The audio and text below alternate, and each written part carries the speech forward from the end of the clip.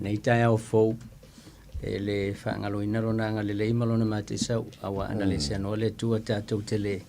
lei fua mai no ule leile nei tai au e leo fua lo whātua ima whawhira ea tulu sunga le awao ea me se fo ile whaafonga mai male mai mo mai se mamalo su tātou watunu malo soi fua lau le lei ea malo fo fola manuia te tele mo lo mātou wavano malo whaftai mole ne fo i tai au fau o Stadion tātara nole ia a tamu po whio oi a tamu ai TSS group foi na fa lo foi le tu mo ni se fa fon nei tempo le tai la tu te le isi le fiere tu la mo le tu le TSS fa mo le after tele la ya ole TSS group tu tonu ole group le to lu ia business le ia tu ton na amata ina le TSS workforce ia ole core business for ile ia po ole tu civil or company at all of ole vainga le fenga i male sa elina o ngā luenga ia mo tangata whai ngā luenga o le vaenga lona lua o le TSS training TSS forklift training o le vaenga le sa whanau mai tutono le COVID le lua afe lua se fulu ma le lua afe lua se fulu ma le tasi ia le ua koleni ei leo la tau mo le ave no lifi ia ese tu ai ngā lifi nei no sunga le otavai o le counterbalance o le reach ia mai se foi ia le stock picker machine o le fua mo fo i male tulanga fai le F endorsement o le F endorsement le mfaina every fee fafo ia felwa ile fafo mai se foi lungo le wala o mo foi la male EWP to sell o le employment for work platform lo no inga fio ai lunga pe le sisa lift na ko boom pe vainga na to ya la pasima la vale le to vai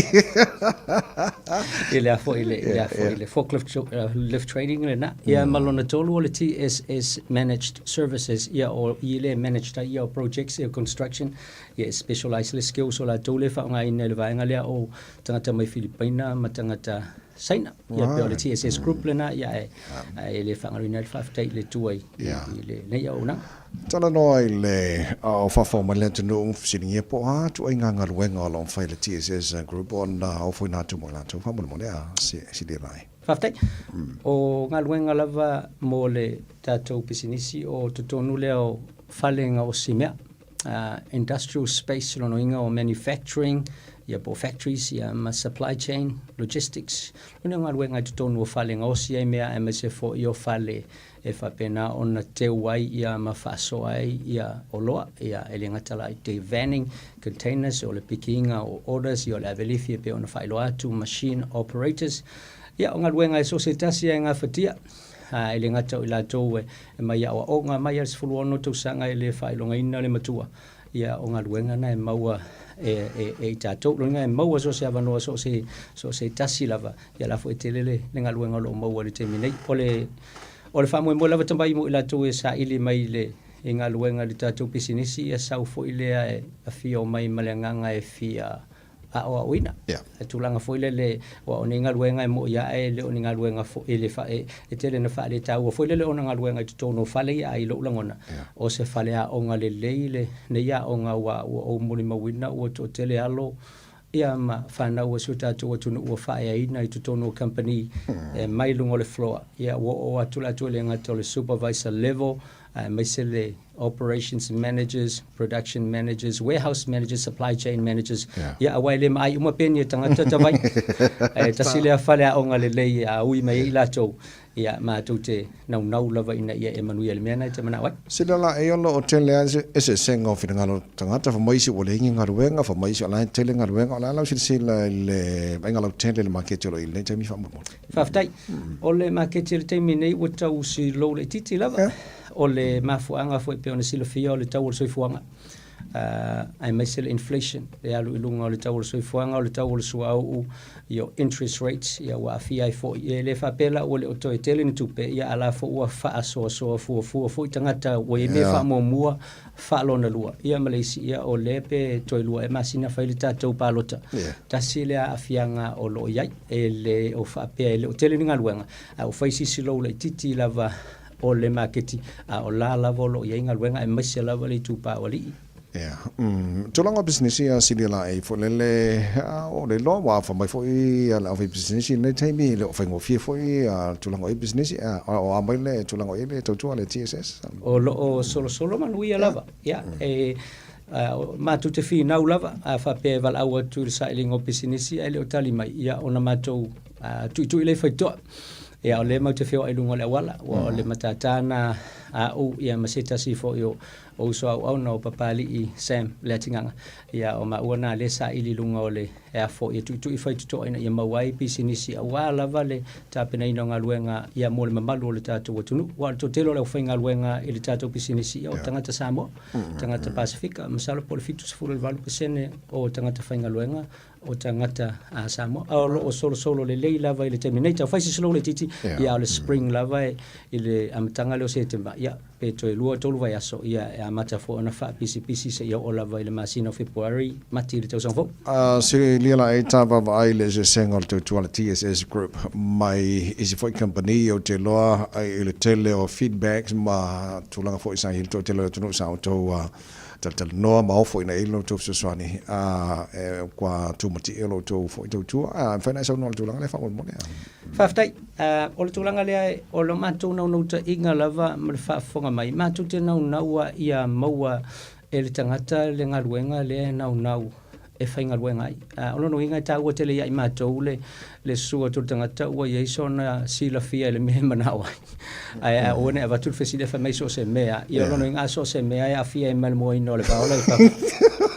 ai fa ko le bole va ai ka ko la ma ko mo va fa me le awala le afia mo le mo va ai al ta ua ia o lo manino po le asenga luenga ia wa to te lo la to wa sa fenga luenga mo ia mai na nga luenga o le nga luenga sa FFI ala fo nga luenga te le to FIO ia Malaysia ma tu te fatala noa tangata I to tono la to ainga o va nga ono afia ile ainga I commitments mo I fa fo to le kalesia o nga luenga ia matulanga o le ainga le vino le fana ma tu te fia malama o le tele lo matou malama o le tele fo ile na o le fesosoani matou te ofoina mo latou a le nau ta inga ina ia maua le tangata le sa ile tulenga luenga le ngaluenga e alu e fainga luenga ai ina ia usu le taiao ele o le faile meu te mana e fai a le luenga lue le ngaluenga o la mana ono na ia ngalue ai ma le falo ta no el vai ngal le Pacific quota o le avno fo le sei Samoa o la no to fo I o nanga le tulanga fa mo le Whaftai o le quota ia whaftai fo ile tua ua whamureina o ua mawhai o na saunia pepa whai ngā luenga ia mo le quota o le Pasifika ia le quota le awhiai Samoa o fiti o tonga o tuvalu ma le atu Kilipati ia e pe o le totele la o tele o le quota o le tatu o tunu ui Samoa o le tulanga la mato o le verified employer e le o le accredited employer o le tulanga la leo loinga na o le quota la ve mawhai o na mato saunia ia pepa whai ngā luenga ia mo so se tasi lava ia wana o whailo atu ngā luenga whapena le la sa mateina le tausanga lente nei le lua fe lua sefuma lua ia mo la tau ia na tutoe mai tua atul COVID lua fe sefuma maliva o tausanga nei le sa mamalanga mapali I Samoa il masino mati ala fola o tele na foa ia tu ova tu le se lau pepa whai ngā luenga le temine lau ave ia lau amatana ngā solo mai la tau sa ave le lua fe sefuma maliva ia le whatali la tau mo le lua fe lua se fulu malelua okay le Silialaei fa time fa so mai vanga tau ia mo tanto la fa mo tanto kala mai tai o la se ma henga ma fa ona e fa na tu le tu mo fa fo mai if so ani o lo ofo na tu TSS group fa mo fa tai lava o te tono le tu ola lo ta ola va o le ma se lava le tu pa tama o le tu pa la tama ma le tu pa o li o le vaenga o la tu ia le mo mia ia o te tono le tu o le tu la lo lava ia tu la mai tatu tama tu la mai ai me se lava fo ia fa na utala vo tele le mo mianga mo o tou ia ai le ngata fo ile o le nganga fo ile le fa maoni o ngaluenga ina ia fa maoni ia matulanga na pe ono fa lo tu taimi o te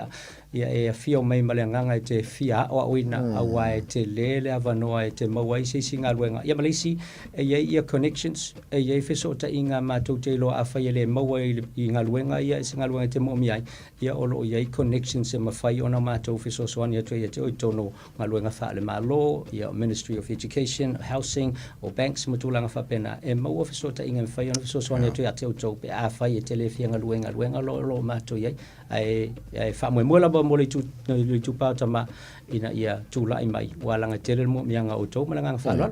kamuar nge kamuar nge ia so mai duma kam so mai duma awal fa kafa ia vai ava no ma ngar wenga mo le mo ni sio fa fo mai fia fa sili mo lo to nanga o le telefoni ma le tu si fa mo le aftai ya o le tatu tu si lima se fulu ma le fa Tidal Road i Mangele, lima fa Tidal Road Mangele, o Valselau, valu fitu tasi luatolu, o Valselau, valu fitu tasi luatolu, e te vala auatuai, e te talanoa ale o Cynthia, o Tai, ia po keiva, ia o ila tona o Samoa uma, ia tamaitai nei, ia e te talanoa ia i lau lava ngangana, ia o na maua ilo se avanoa te tala awatu, ma faisei pukofe, ia ma talanoa i tono le tātou ofisa, ai whaafitai tele lava, tawai mo le avanoa, whaamanuia fo i le tonu.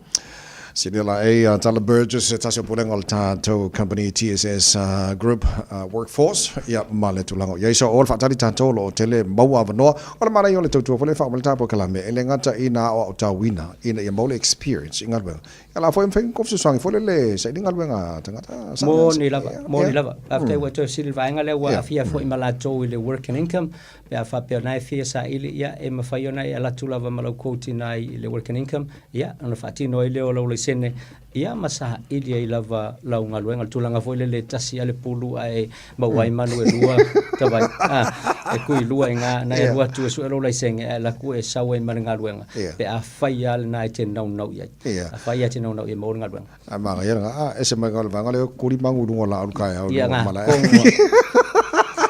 nga kimu lengi mangu ai ola vetu After tele Silialaei Tala Burgess mo le no nei foi tai fo mo dia fai vole nei so to fiuso ta pena fo lo sunga la o man malu lo fisa va tai le sunga ia Tala